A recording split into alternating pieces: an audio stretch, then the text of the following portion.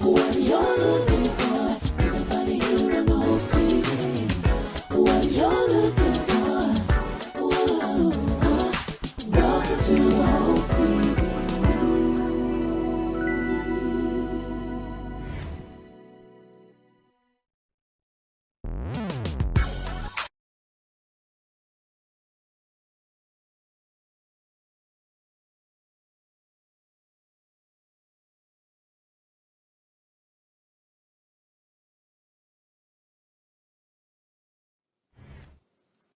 Good morning, good morning, good morning. And this is a day the Lord has made, and we're here to rejoice and be glad in it. I want to welcome you to the Hope TV. What a privilege, what a blessing, and an honor it is to have you here with us for Morning Dew. It's a tremendous way and thing to start your day off with some devotion and some positivity and hope and some positive vibes. How you start your day is often how you're going to end it. And so to start your day with something that's inspirational and for you to tune in today to get a daily dose of hope means the world to us here at the Hope TV. So welcome. So excited to have you. We've been going strong now for 18 months.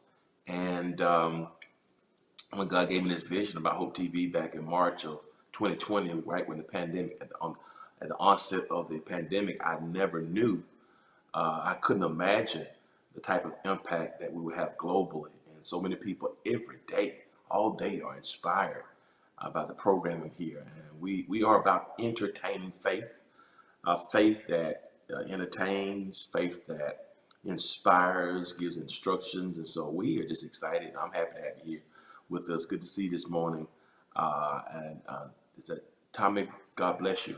San Antonio, awesome to have you here with us. And wherever you're watching from, thank you. Drop us a line. Let us know the city and state. Good to see you, Ms. Washington.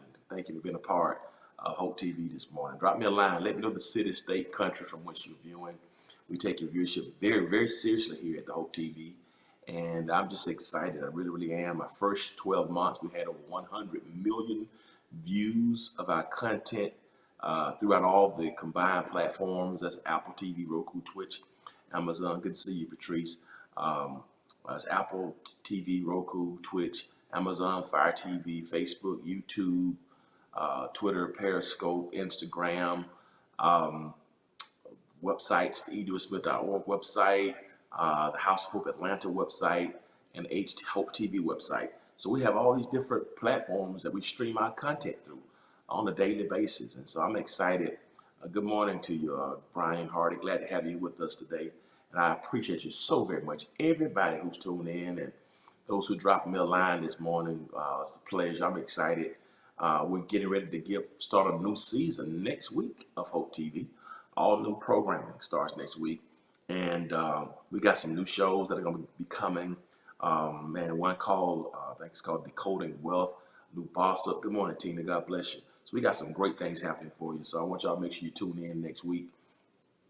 Next Monday is when the new season starts. That's going to be season 5 of the Hope TV. And so we're just excited, and I really, really am. I want to thank the Hope TV family, the Hope TV team. They have been doing an amazing job in putting all the content together. Some people don't realize this is not easy.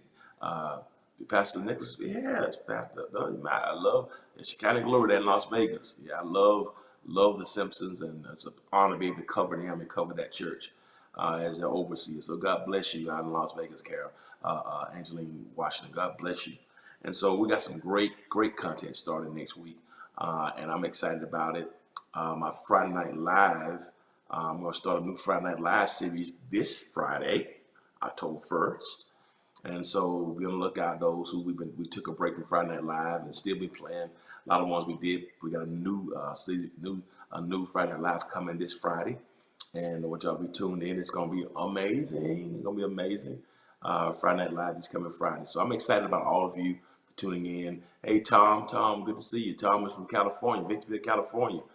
Blessings to you, Tom. Glad to have you with us today, and I hope things are well for you out there in California as well. So we got Las Vegas in the house, Nevada, we got Victorville, California in the house, we got San Antonio, Texas in the house, we got Fort Valley, Georgia in the house. So man, we're just excited about all of you, and my prayers today that God's going to keep you the Bill Kojic, all right. My first job was in the Kojic Church as a musician. God bless you. So I'm so happy to have you all with us. And listen, if you're watching through a platform that will allow you to subscribe, to like, to comment, or to share, please do so now. Subscribe, like, comment, or share. Every time you subscribe, you can get notifications as to when new content is uploaded. God bless you. Got Camden, Arkansas here as well. My God, look at that. The Central Standard Time. Blessings to you. So when you subscribe, you can get notifications as to when new content has been uploaded. So subscribe, you can do that. It helps us to leverage our platform with advertisers as we're trying to get into more homes. Helps us with our Facebook algorithms. Oh, now your like buttons are so preeminently important because Facebook has its own kind of algorithm. It tightens it, and it's gotten more difficult, more tight. We lost a lot of viewers because they keep tightening the algorithm. But your like button helps us to keep it expanding so we can get into more people, touch more people, we can be more visible. So your like buttons help us to expand. So please hit the like button. Your comments are important because they help us with our engagements. God bless you. Got somebody from Chicago. I was just in Chicago last week. Blessings to you. Ms. Miles, Katharina Miles, love Chicago. We were there last week installing Pastor Richard Sharp as pastor of Fellowship Church there in Chicago last week. So blessings to you, Ms. Miles, in the Windy City. And your comments are helpful with our engagements, our algorithms, and also during these kind of teaching forums, interactive forums like this, your comments are very helpful to me because it lets me know if I'm connected, if it's making sense. So subscribe, like, comment, and then most importantly, hit that share button. I mean, every time you hit that share button, if one person views it, right now, if everybody would share this link with one person, and if one person watched along with you, we double our numbers, we double our influence and our impact because our whole aim here is to give the world a daily dose of hope through entertaining faith and entertaining programming. So God bless you. Wholesome programming for the entire family right here on the Hope TV all day, every day. So blessings to you. Make sure you check it out on our website, HTV Now. You get a whole list of the programming there. We have about 30 programs now, and we're adding more. So I'm excited about season 5. Hope you are too as well. Guys, it's finally here. It's finally here. I'm going to take a moment. I'm going to get into this devotional, but I got to do this. Y'all give me a moment to do this because I'm so excited. My dad put a guitar in my hand when I was 3 years old. I started taking piano lessons at 5.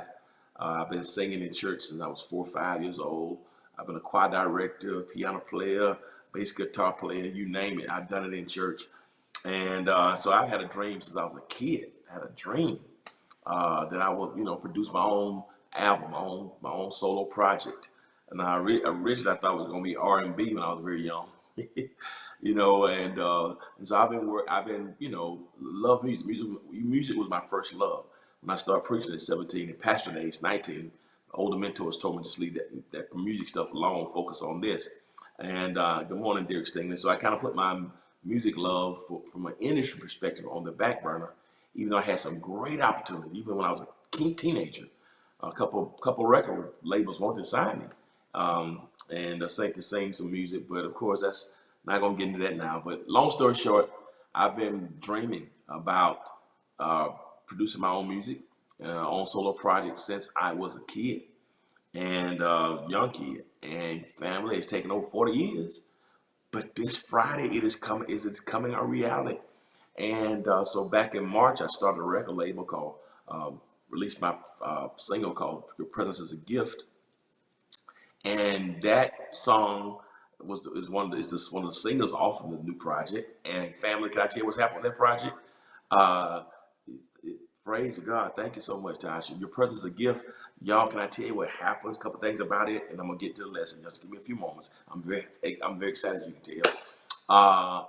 Last week we were number 28 on Billboard, and we were the number 1 added song to gospel radio last week. Number 28 on Billboard last week, and we were the number 1 most added song to gospel radio in the country on Billboard. So last week, can y'all believe that? So my first project, my first single, oh my goodness, can you believe this? And we were number 28 on Billboard, and it's still right. And this is from an indie artist, a brand new artist. People know me as a preacher, but this is my first artist work, my first single, number 20 on Billboard, number 1 most added song to radio last week, and I just got word this morning that we're gonna be number 20 again next week. So I'm excited about it, y'all. A lot of regions across the country, we were number one song. Praise 104.9, I think we were number one there. That's Norfolk, Virginia Beach, that Hampton Road area. We were number one on that list last week. And so it's amazing, man. I'm just completely blown away. We have a new video that's out, the official video that's out, To Your Presence is a Gift. And it was released on Sunday. If you haven't checked it out, go to my YouTube page, Dr. E. Dewey Smith, or Pepper Street Records YouTube page. You can see it there. It's amazing. We did it, and it's out. And then last but not least, man, my project, the pre-orders for my project, God Period, starts this Friday, October 1st. Can y'all believe that? So y'all see that, man? Y'all see it? So you can get it this Friday, October the 1st. We have pre-orders first, and you can get those from my website, edeweysmith.org. That's just for the pre-orders. But then the whole album is going to be available October 15th. But if you people want to just get it in advance, you can get 3 songs Friday. You can download and get the first 3 songs. We call those pre-orders. And you get the first 3, you get three songs. And then the rest will be available in 2 weeks. You know, so if you pre-order, you're going to get all of them, but you get 3 now, and then you get the 4 on the 15th. But then, so that's through my website. Pre-orders are only through my website, edeweysmith.org. But then on the 15th, it's going to be available in all digital platforms everywhere. We're also going to have hard copies of the CD. So some of you old school, you want to get the physical CD, you know, with the cover on it and the inserts and the sleeve that has all the names and the lyrics and the credits. So we'll have that available as well for those who like a hard copy. I know a lot of people still listen to their music to their phone, but if you want the physical CD, we have copies.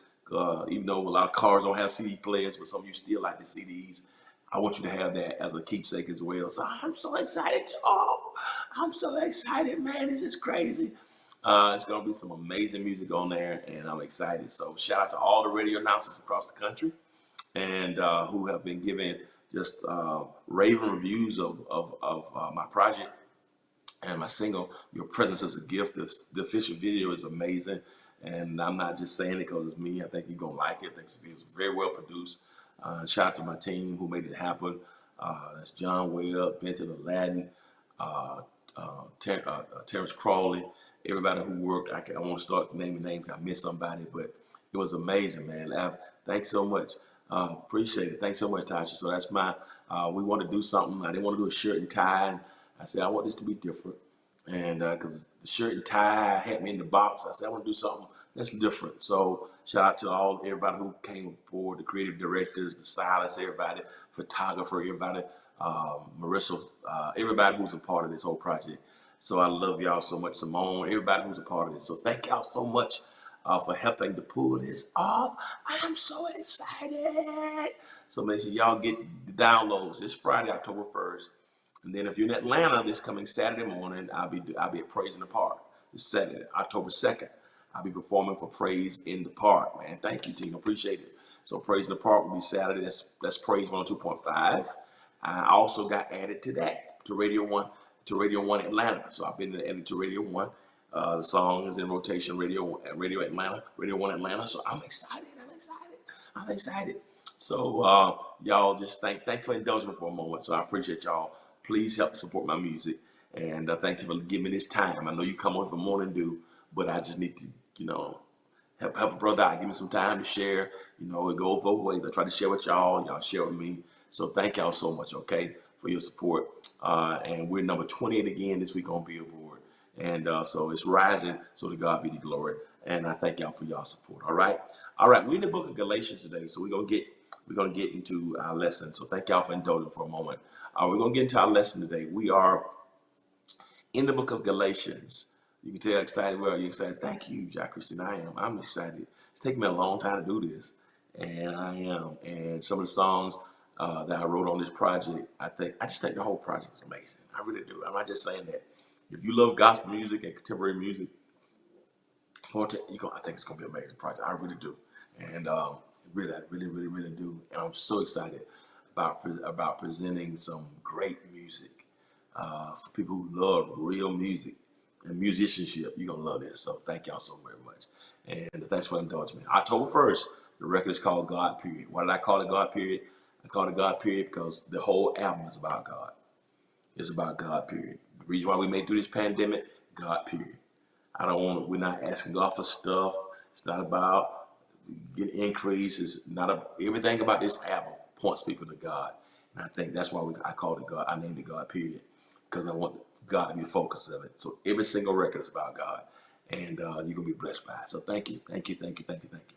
All right, we're in the book of Galatians, and we've been going verse by verse through the book of Galatians. We finished chapter 1 last week, and that we're going to start chapter 2 today for our devotional. So I want to jump right into that. We're going to look at the first few verses of Galatians chapter 2 today, and I'm going to read these for you. And this is what Paul says. Kind of continues from chapter 1. Now, I'll read this and then I get some context. So this is the Message rendering, the Message Bible. It says, 14 years after that first visit, Barnabas and I went up to Jerusalem and took Titus with us. I went to clarify with them what had been revealed to me. At the time, I placed before them exactly what I was putting to the non-Jews. I did this in private with the leaders, those held in high esteem by the church, so that our concern would not become a controversial public issue marked by ethnic tensions, exposing my years of work to denigration and endangering my present ministry. Next verse, please. And he says something else. He takes it a step further. He says, significantly, Titus, non-Jewish though he was not required to be circumcised. While we were in conference, we were infiltrated by spies pretending to be Christians who slipped in to find out just how free true Christians are. Their ulterior motive was to reduce us to that brand of servitude.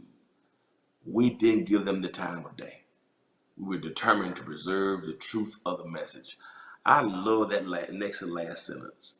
He says, we didn't give them the time of day. We didn't give them the time of day. Here's your devotional for today. Don't give it the time of day. Don't give it the time of day. That's your devotional message for today. Don't give it the time of day. Now, when you go back to the first verse of Galatians chapter 2, I want to just kind of throw some things out because sometimes when we're going through the Bible, ironically, we're doing a series called How the Bible Came to Be on Wednesdays at 12 noon and 7. Very informative. I invite you to see it. If you haven't checked it out yet, Tom and a few others of you have been a part of it. Tom and Tina and Tasha. Almost got Tom, Tina, and Tasha, and some others have been tuning into Wednesdays. And so it's been informative. But one thing I want to talk about relative to how the Bible came together, it's kind of weird how Paul starts this first verse of chapter 2. I want to talk about that for a moment because he says 14 years after that first visit. When you would think that's not how you would start 14 years after what first visit? What is he talking about here? It's a continuation. So this is a good point that I want to share with people. A lot of us don't know this. When Paul wrote the book of Galatians and the New Testament, when they wrote back in the Bible times, the book of the Old Testament, New Testament, they didn't have chapters and verses. There were no chapters, there were no verses. So when you look at the original Greek manuscripts in Hebrew and Greek, it didn't have chapters or verses. It was just like a manuscript. And actually, we probably don't get chapters and verses maybe around the 12th or 13th century AD. Yeah, probably 12th or 13th century. So there are no chapters or verses. And so Paul didn't have chapters. It was one manuscript. They had a group of scholars that they call redactors or others. They came in later to try to compartmentalize it. So they would take They would look at the manuscript, scholars would, and try to find thought to break it up and put it in chapters. Thanks, Tom. I appreciate you, buddy. They would put it in chapters so that we can kind of find it. And this is a good indication. So a lot of times when you're reading the scriptures, people who don't know that, sometimes you go to one chapter to the next. It's typically when you start a new chapter, it's a new thought, but a lot of times the chapters here are continuations, because in the original there was no manuscript. Thank you, Shun. And so this is a good text. This is an excellent text to convey that point. Paul was talking about his initial conversion in chapter 1. And so this is really this is a great passage to show you how it's not a new thought. So even though it's a new chapter, chapter 2, verse 1, it's still a continuation of what he was talking about in chapter 1. So this is a great passage to show you how they're connected. And a lot of people don't know that. So I just want to throw that out to you, that no, there were no chapters in the original manuscripts. We don't get that to 12. So we didn't have chapters to maybe 800-900 years ago. But the original manuscripts did not have chapters. And this text, in this passage this morning, is part and parcel in a very, very clear indication of how he's continuing the theme of chapter 1. And in chapter 1, he was talking about his conversion, how he was saved. And so now he says that 14 years later, he went to Jerusalem. So he's talking here about 14 years after his conversion, after he had been sent out by the church of Jerusalem. So 14 years, he goes back to Jerusalem. Now, when you read Acts chapter 13 shows you when he was commissioned the first time by the church to go out along with Barnabas, right? And so he says 14 years after that first visit, Barnabas and I went up to Jerusalem and took Titus with us. So what he's saying is he goes back to Jerusalem. So he's been working in the fields for about 14 years, but now he goes back. And a couple things I want to say about this that I think are very, very important. And that really brings me to my first point, really, about what Paul is saying here. And really, what he's saying here is that I think there are three main items in this whole lesson. Number one, stay properly surrounded. Stay properly surrounded. Now, when you go back to that verse, to stay properly surrounded, as you're trying to stay focused on your assignment, and as you don't give it the time of day. And I'm going to talk about what I mean. Don't give it the time of day. Stay properly surrounded. Because staying properly surrounded keeps you focused on the right things. What I like about this verse is 14 years later, Paul says, I go back to Jerusalem and I took with me Barnabas and Titus. Barnabas and I, and we took Titus. Now, what is amazing there is when you think about it, Barnabas was the guy that he started with. Barnabas was the one that, when Paul got commissioned the first time to go from the church of Jerusalem to take the gospel, he took Barnabas with him. And I like here how he still references Barnabas. And they had some challenges in their relationship, but they were both focused on the same goal. They had a little falling out one time over Barnabas' nephew, John Mark, because he deserted them the first journey. But anyway, I like the fact that that in Galatians he references Barnabas. Barnabas was a day one. Barnabas was a ride or die. Barnabas was somebody who was with him. Barnabas was not fair weather about his assignment. And he also brings with him Titus, who's one of his mentees. And so, Acts 13 is when Paul was sent out from the church of Jerusalem. And so he says that Barnabas and I go back to Jerusalem. Barnabas and I go to Jerusalem and we took Titus. So he takes along people with him. And what I like about this is it's important that when you're trying to do something, you've got to stay properly surrounded. I think about a lot of the stuff that I've sought to do in ministry and in life and in business. Sometimes who you take with you can make or break you. You know, sometimes having the right people who love you, who be there with you, people who understand discretion, people who understand your strengths, people who understand your weaknesses, people who understand your successes, people who understand your struggles, people who can respect you, people who understand the God of your life, they understand the humanity, they understand the call, the vision, and the assignment. You got to have the right people around you. Barnabas went with him on the first missionary journey. Barnabas was not afraid. They had the same mission, the same vision. And he says 14 years after the first visit, I go back to Jerusalem. And guess who I take with me? I take Barnabas and I take Titus. Amazingly, there's a book in the Bible called the Book of Titus that is Paul writing to his mentee Titus. And so what I love about this whole piece is we don't recognize, I heard somebody say this one time, if you want to know about your net worth, examine your network. Your network can tell you about your net worth. And that may be financial, but I think it's huge. Not just your worth and vision. It's not just when you think about your net worth, it's often based upon your network. It's amazing. When I think about Hope TV, right, what we're doing right now, and the net worth of Hope TV. And I'm not talking just financial. What the value of Hope TV, the significance, the impact, that's net worth with Hope TV. Well, here's the reality. Without the proper network, Hope TV has no net worth. And who you have around you can make or break you. And that's why in the next season of our lives, for me, it's like I can't have everybody around.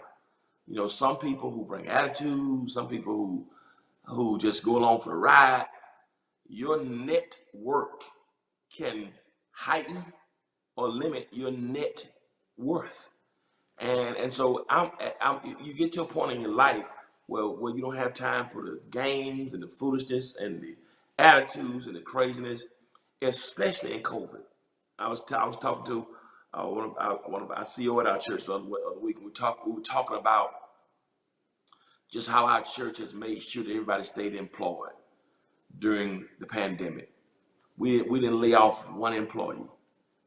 And when you think about many corporate 500 companies, billion-dollar companies, filed bankruptcy, laid employees off, and we were able to maintain, and people had families. You would think that people would be so happy. You would think that people get in and do the struggle to make all this happen. But sometimes the wrong people can't appreciate the value. So your network will determine your net worth. And that's what Paul is really saying. And that's just not financial. It's your worth in the spirit, your worth in vision, your worth in impact, your worth in accomplishments, your worth in trajectory. And so, same thing with my project I just told you about, my album. I've had the best musicians and singers around me for years. And I've had this vision for music for years.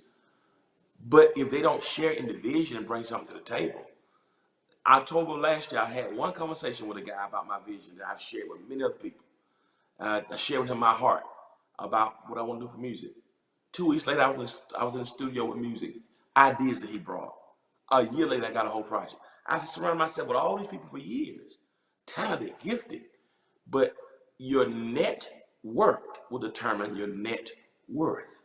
And the reality is the richness of my project that's going to drop on Friday. It's determined. It's worth something. It's the value, the spiritual impact it's going to have. But the reality is, because I didn't have the right people in my network, I was unable to produce music that has net worth. And so I like this whole issue here with Paul because he says, I took Barnabas and I took Titus with me. I took Ride or Dies with me. I wrote a whole book and named it in honor of Titus. Barnabas and I, even though Barnabas and I fell out over John Mark, it really was a blessing. We had a falling out because John Mark deserted us on the first journey and Barnabas wanted to take his nephew the second journey. I said, no way. We fell out. Barnabas went on his way with Silas. I took Barnabas went his way with John Mark. I took Silas and went on the second journey. But later on, I said, bring me John Mark because he's profitable to me. And even when I thought it was going to be a mix-up and a falling out, it really was not a falling out. God separated us so we could expand the gospel. So instead of it just Barnabas and I going on one journey, the falling out helped the gospel to spread. So it really was multiplication by, by division. It really was addition by subtraction. And so even in that, when Paul and Barnabas separated, you had two people now going out on two different tours. Barnabas and Paul were strong enough to manage their own journeys. And so even the falling out had two different ministries being blessed.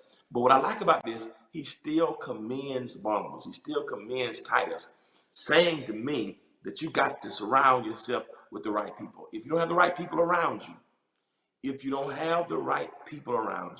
it can destroy your heights. A little leaven can mess up the whole lump. One person with a bad attitude can throw off the whole pH and the whole chemistry. You have great chemistry, bring one person in, they throw the whole thing off. Because your net work will determine the net worth. And I think that's a great lesson. So my question to us, who are you surrounded with? Whatever your business is. You got a dream for business, you got a dream for a book or whatever. I had this dream for music, but I didn't have the right people around me. I had people around me who could play in church. And I had people around me who were great, who could produce, but the right person for me who had music, who caught my vision, I didn't have that person around me. And one conversation, and now I'm done with this album, and I'm already working on the next album. I'm halfway through the next album.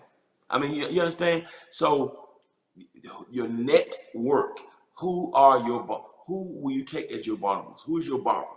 Who is your Titus? Who is your Tina? Who is your Tasha? Who's your Tom?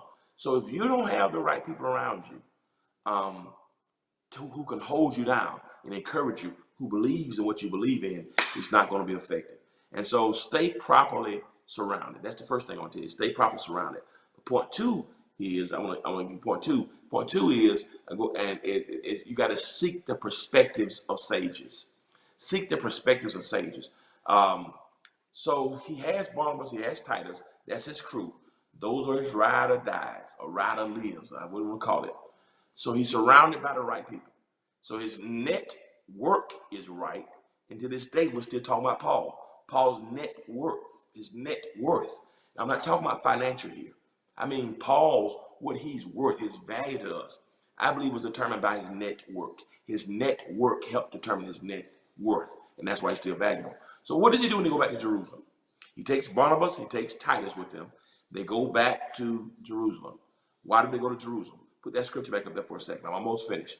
He says 14 years after the first visit, Barnabas and I went to Jerusalem and took Titus with us.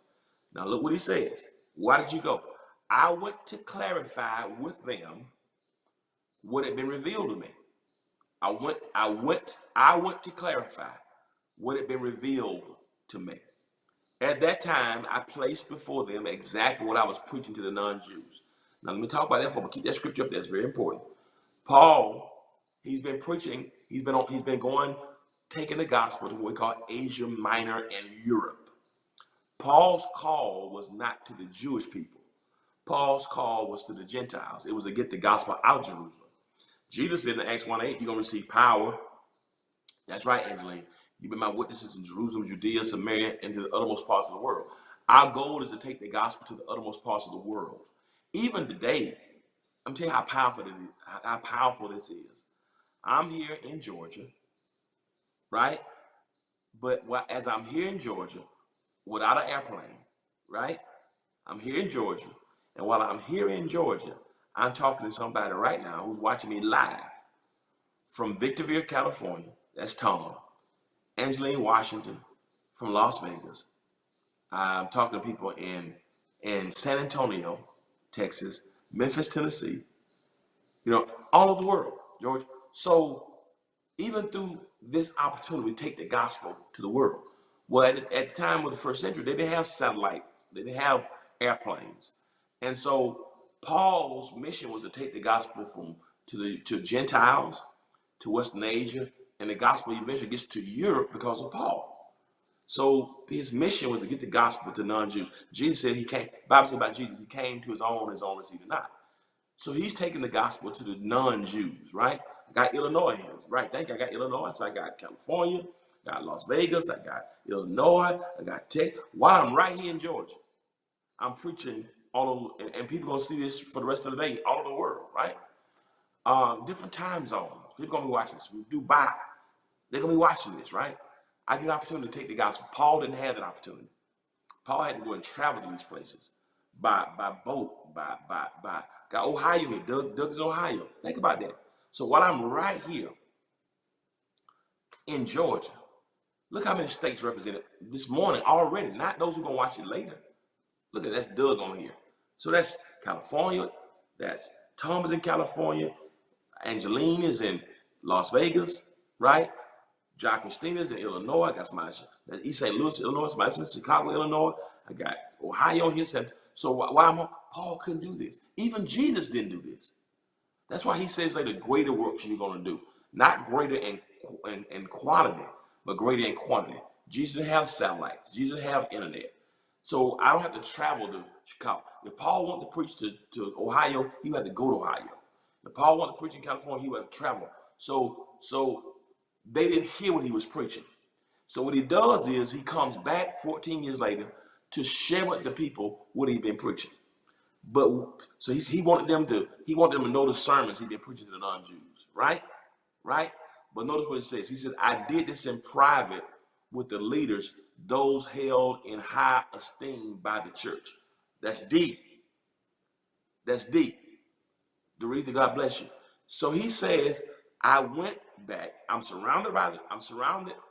I'm staying surrounded, right? I'm staying proper surrounded, but I'm seeking the perspectives of sages. He goes to Jerusalem 14 years later because he wants to share with the leaders what he had been preaching since they were not able to hear his preaching. So he wants to go and talk to them about it. The people who were held in high esteem, high regard, the leaders, he wants to share, here's what I've been doing. I want to get your understanding. I want to get your endorsement. I want you to be comfortable so that our concern would not become a controversial public issue marked by ethnic tensions. He said, no. Because I don't want the enemy to get in and say I'm preaching something that's contrary to what the church is teaching or teaching something that's anti-Christ. Because what was happening, you had a lot of Jewish people didn't like the Gentile people. And Paul said, I don't want this to become messy. I know some people are jealous who try to take my message, distort it, and try to make it say what it's not saying. So let me go and speak to the people who held in high regard. Let me go and find them and share with them what's on my heart, what I've been doing. Let me get a spiritual checkup. Let me go and let me talk to them about what's happening so I can get some guidance and some mentorship. Every good coach needs a coach. Every good leader needs a leader. Every mentor needs a mentor. Every pastor needs a pastor. And so for me, whatever you're doing in life, you got to find somebody who's already done it. The Bible says it's iron sharpens iron, so one man sharpens another. And the multitude of counselors their safety. Whereas one can put 1,000 to flight, two can put 10,000 to flight. So as anointed as Paul was, he did not become an island to feel like he had to be on his own, that he didn't owe anybody any answers. So he's still accountable. He's still submitted. There are people in my life who, if they think I'm in error, or if they think I'm in ministry or in life, there are people who I hold in esteem who can come and check me, who can say to me, no, do it this way, or this is what you need to do, or this is how you navigate this, or this is what I'm expecting of you. And although God has blessed me to accomplish a lot, sometimes more, to do more in ministry. But even though I've been able to do more, like Paul preached places these church leaders had never gone. But it still doesn't mean he didn't submit to the leadership. He was still accountable. And I think that's a great lesson, that in life sometimes we don't make it because we don't seek the perspectives of the sages, What I mean by sages, those who are wise, smart people, the wisdom, the mature. Every person needs sages, and you need somebody who's been there, who's done that. You need somebody who has experience, who can guide you, who can pray. It doesn't matter how many members they have, how much money they have, or where they live. Who in your life do you respect that God and anoint on their lives? They can guide you along the way. Paul wants to be accountable to those church leaders. He's not just out here being a renegade. He's open enough for correction. He's open enough to be accountable. He's open enough. He wants to share with them to make sure he's in order with the church. And I think that's so important, not just in spiritual things, but in life. If you're trying to raise a teenage boy, it's good to have somebody in your life who has done that, who has done a good job raising somebody. If your son is going through adolescence, it's good to have somebody else who has just come through that. I'm trying to do an album. I'm a pastor that's doing music, right? So I've done songs, but from an industry perspective, I've never done that before, right? So I really watch, and when Bishop Marvin Sapp tells me something, I get insight from him, right? I respect the God on it. I respect what he's done. He's been doing this for 30 years. We're going back way to commission. Before he was a pastor, he was doing music. I did pastoring first, did music. Bishop Sapp did music, then he became a pastor. But he's been able to navigate both. So why would I not listen to a Bishop Marvin Sapp when he has something to say? Anything he had to say to me about this, I'm going to listen to him because he's navigated. He's done this, right? He's a sage in this. He's an industry veteran. He's done this effectively, pastoring, preaching, building ministry, and music. So that's the roadmap. So if I have an idea about something, why would I talk to somebody who's never done anything? So too many of us take construction advice from people who've never built anything. And so I like this about Paul, that even though Paul is the anointed one, he's going to write more books of the New Testament than anybody else, he still has a heart of accountability where he will go back to the church leaders and say, this is what I've been doing. I want to make sure that y'all get it. So if anybody else comes in and try to tell you something different, you hear from me exactly what I was saying, because these ethnic issues were so strong. Because even Peter, and I talk about that, even Paul and Peter had an issue. I'll talk about that in a moment, because Peter was acting strange one time when he got around the Jewish people. So Peter was still heavily Jewish. And Paul had checked him one time, say, hey, hold up now. Don't get around these Jewish people and get brand new. Don't forget about the Gentiles. Paul was adamant about the Gentiles. Peter was more stuck on the Jewish people. Nothing wrong with both of them had their different assignments.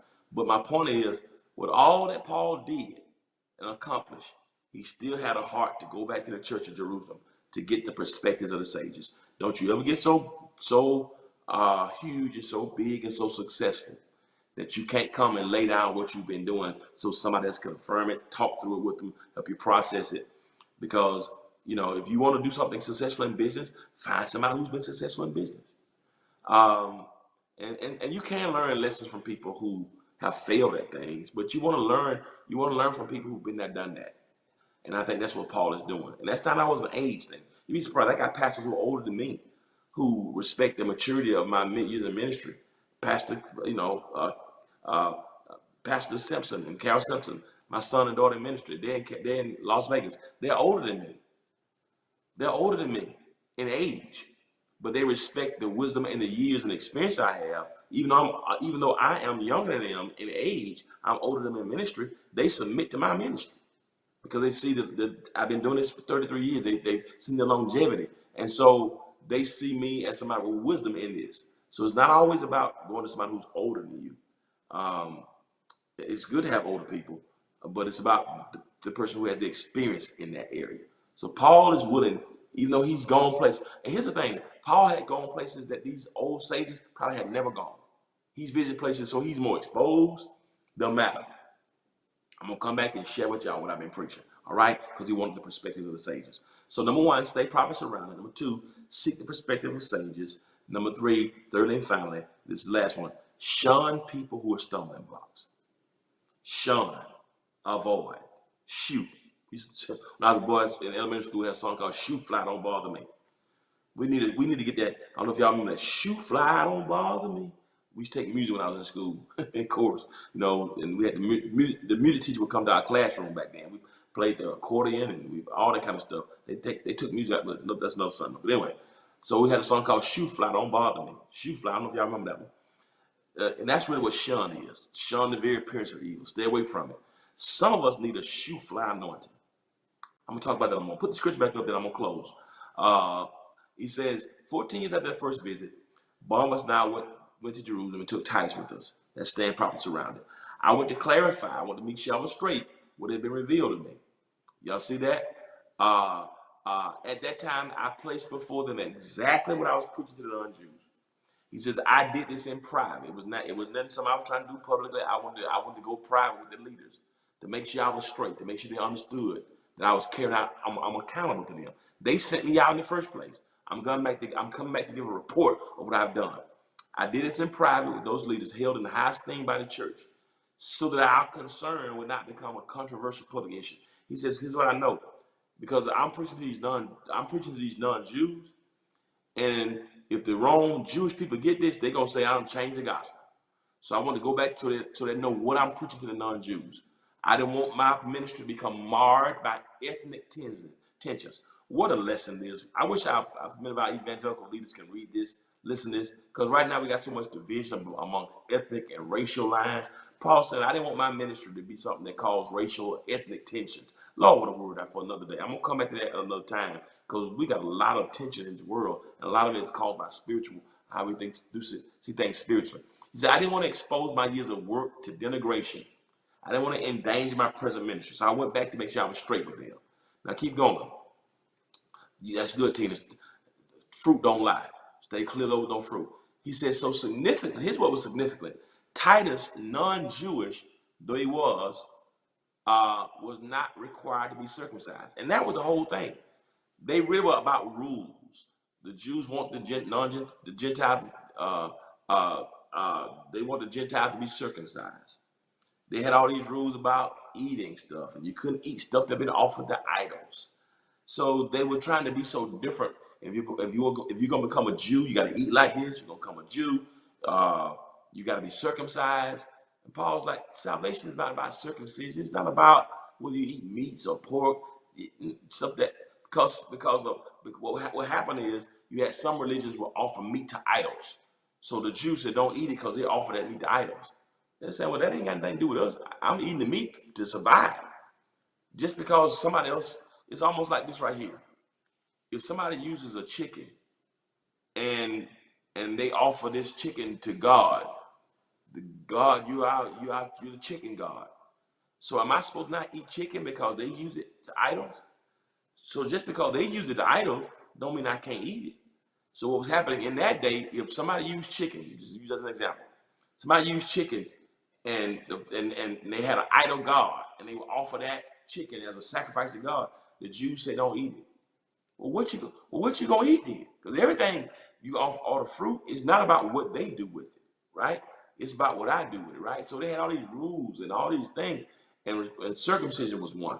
So Paul was preaching Christ, and so, but what he realized is the Jewish people some of the strict Jews were gonna hate him and hate his ministry and try to tell lies on him. So that's why he went back to Jerusalem to let them know what he was preaching. He says, I took Titus. He was a non-Jew. Timothy, same. He said, but they weren't required to be circumcised. He says, so while we were in conference, he said, when we went back to talk to the leaders, the sages, some spies infiltrated us. I just went back to let them know what was going on. We got infiltrated by spies who pretended to be Christians. They slipped in just to find out how free true Christians were. He says, but their ulterior motive was to reduce us to their brand of servitude. They wanted, he said, these people who weren't even really connected with the Lord, all they wanted to do was be a spy. They were pretending. And their whole goal was to reduce us. They wanted to bring us down. He said they wanted to destroy my ministry. We got infiltrated by spies who were just pretending. He says, but let me tell you what I didn't do. God gave us the discernment, and we didn't give them the time of day. Woo! I'm finished right there.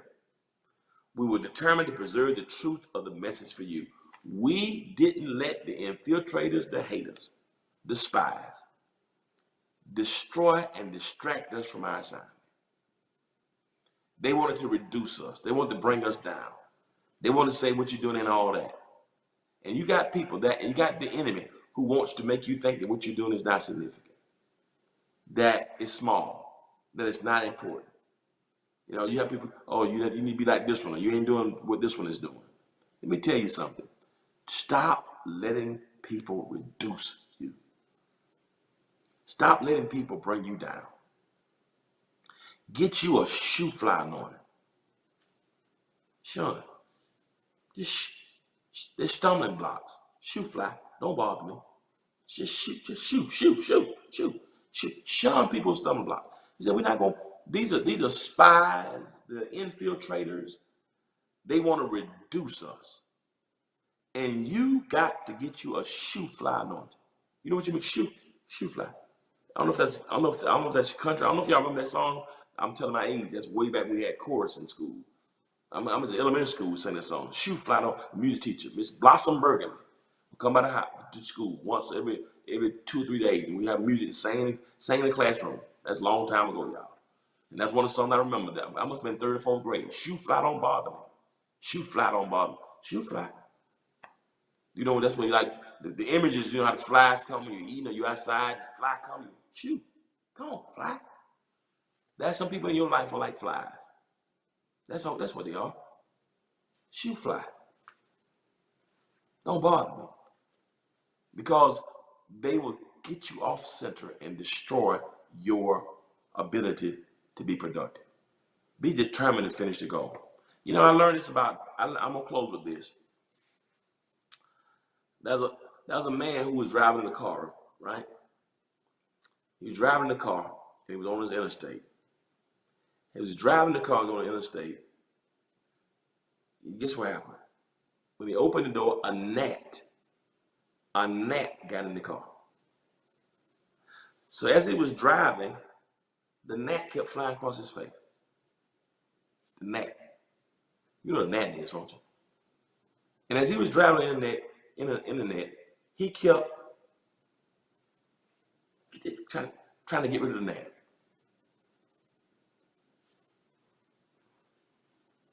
Trying to get in the net. And got so preoccupied, focused on the gnat. Ended up having a horrific car crash. And he almost died. And what is significant about this is gnats inside of a car don't have but a short lifespan.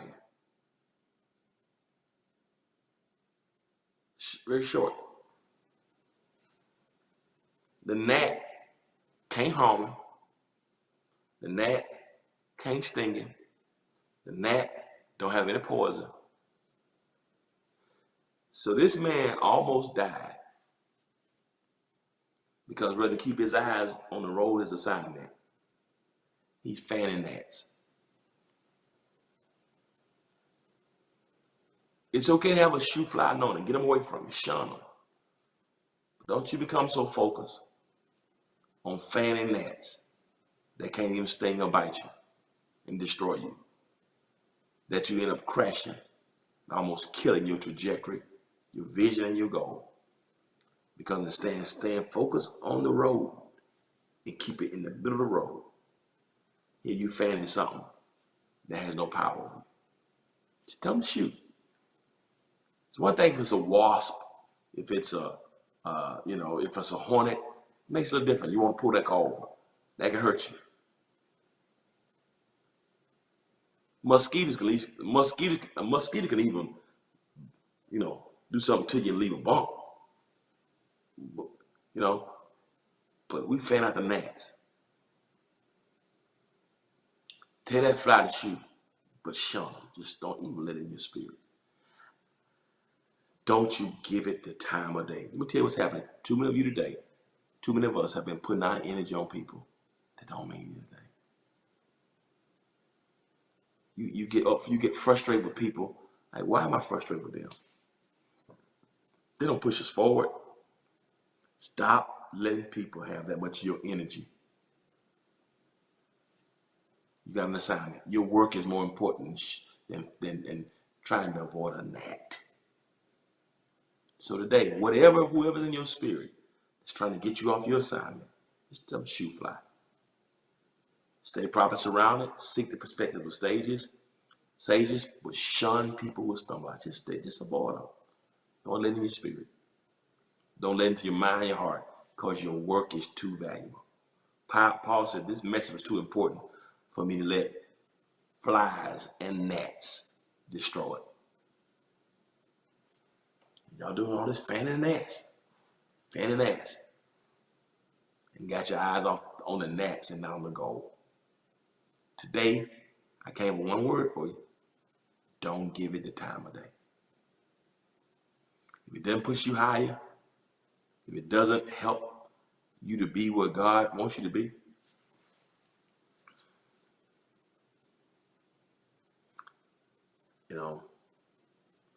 I say this sometimes, if it doesn't finance, romance, or advance you, why you give it time of day?